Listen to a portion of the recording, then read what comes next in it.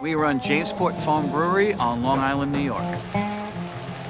The way we get ready for either friends or parties at the brewery, we really watch the weather. So to make sure that the grass is wet when we start to mow. We both try to keep everything very clean. The place looks manicured, so people notice that when they come in, like it's a park instead of just a brewery. When I do a backyard barbecue, I love to have a few different kinds of smoked meats. Just gives it a more richer, deeper flavor you can't find anywhere else. Really key is resting the meat. Leave it in the butcher paper, wrap it in the towel, throw it in a sealed environment.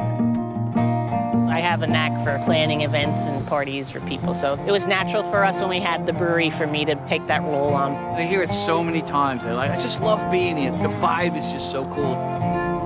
We make this a cozy, welcoming place by putting ourselves in the place of the customer. Any situation, we go there first and we say, what's this area need?